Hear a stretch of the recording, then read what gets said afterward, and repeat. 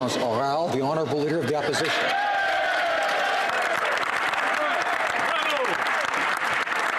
Mr. Speaker, for months now, the Prime Minister has done everything he can to avoid accountability in his handling of the SNC-Lavalin corruption scandal.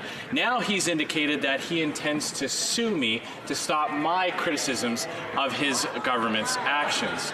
Now, Canadians are looking forward to this. Canadians are looking forward to the Prime Minister finally appearing under oath and testifying in a setting that he cannot control himself. So can the government inform the House on what date will these court proceedings commence?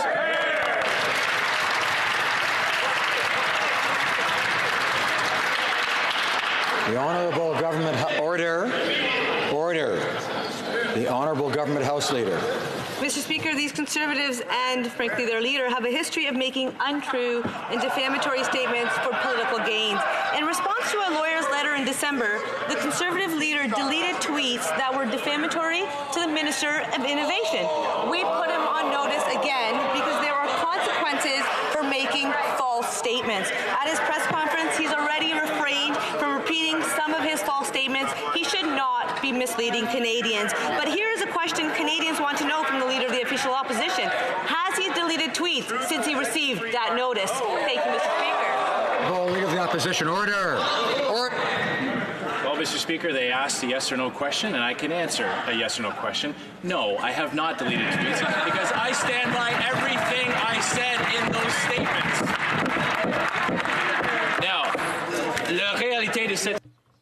the reality is that the Prime Minister directed a political interference campaign, and he's trying to silence his opponents now. Canadians deserve answers without him trying to block those answers.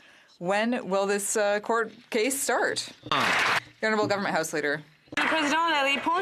Mr. Speaker, the response that the opposition leader gave once again shows why we had to give him that notice. Because on March 31st, the same day that he received the letter, he deleted and changed one of his defamatory tweets.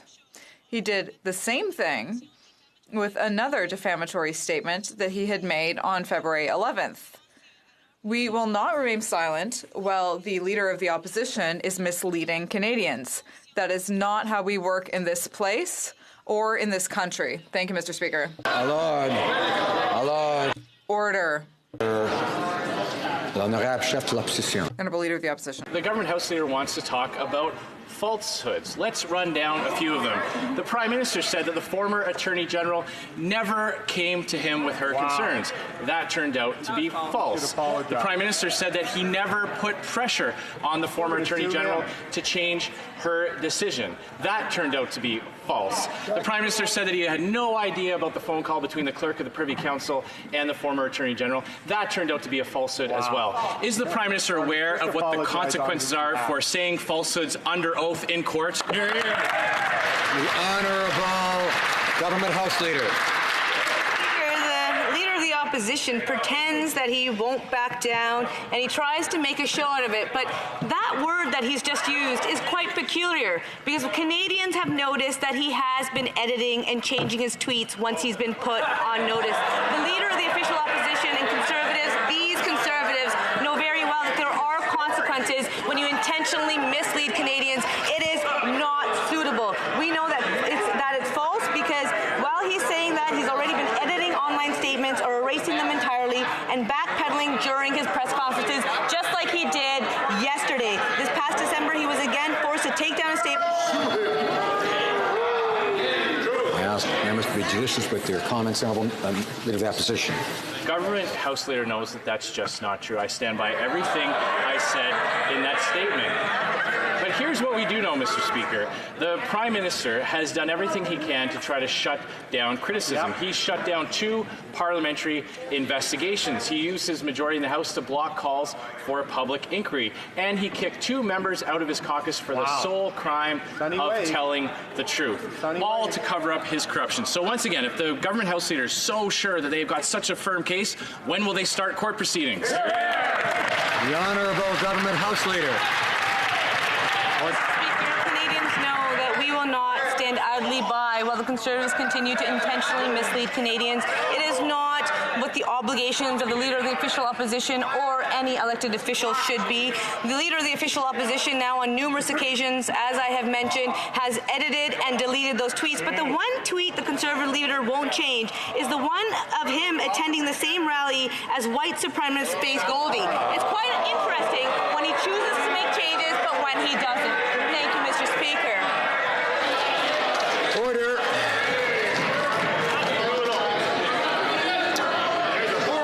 Order.